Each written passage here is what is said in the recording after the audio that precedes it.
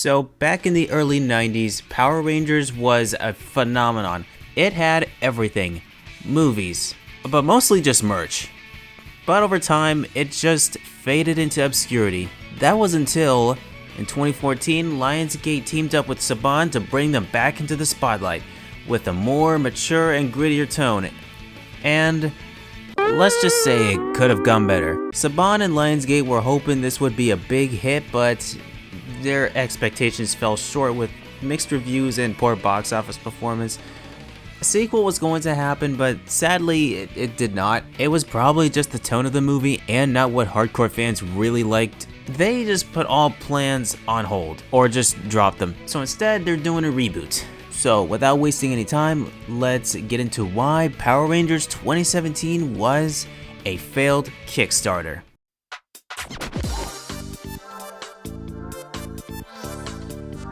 Okay, let me just be honest here. It sounds cool on paper. We have the dude from Stranger Things, Becky G, Elizabeth Banks, and best of all, Walter Hardwell White as Zordon. But honestly, it was kinda confusing. I think the movie was just having a little bit of a hard time deciding what it really wants to be.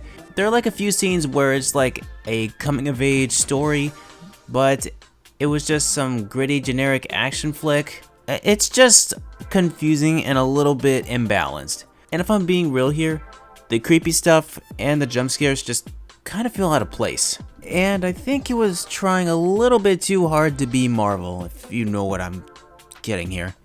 You see, take Guardians of the Galaxy for example. It had edge, but it didn't take itself too seriously to the point where it's just unwatchable, unlike Fan4stick. That's what made Marvel so great.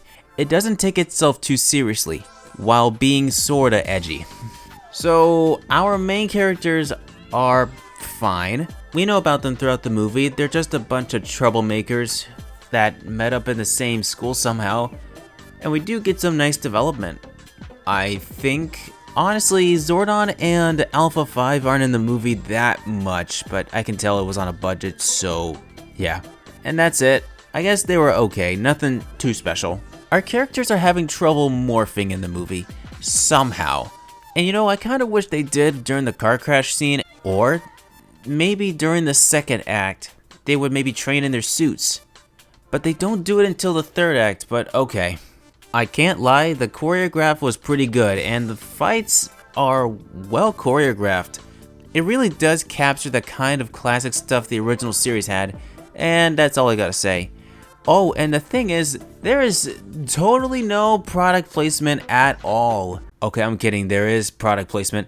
They were sponsored by Krispy Kreme, and Krispy Kreme made these Power Rangers themed donuts or something. I think they were just trying too hard. There's also product placement in this other jewelry store, but it's just too much. I mean, I think the movie is mediocre at best, but I don't hate it either. It has some potential, but it was executed poorly. You know, if it had like better planning and better writing, it would have been better. It would have been peak, but nah, it's just basic. I didn't talk about the plot because it's just a cookie cutter plot about the MacGuffin stuff. So I'm just gonna give it a 6 out of 10. So the question was, why did this movie fail? Why didn't it get a sequel that was teased in the post-credit scene? Well, let's find out now.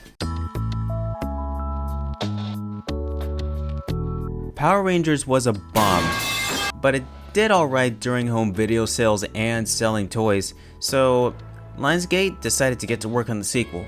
The studio had a 6-film plan and story arc for this universe, so they started to get a little bit of confidence, but it was starting to be less likely. Saban abandoned the trademark and removed their logo from the franchise, so later on, the rights got sold to Hasbro. So later on, Hasbro announced that they're making the sequel to Power Rangers 2017, alongside with Paramount Pictures, but changed their minds to make a reboot, but that also fell through. And not just that, Disney bought the TV rights to make the TV reboot for Disney+. So yeah, that's why the franchise of the 2017 movie will never get a sequel. Not just that, a full franchise. So, was Power Rangers 2017 a total failure? No, not really. You know, it built a decent cult following. It was trying to do something a little bit different. And for some people who enjoyed it, it was fun. But as a franchise starter, no. So in the end, Power Rangers 2017 was never meant to be a franchise. All it is now is just a failed Kickstarter.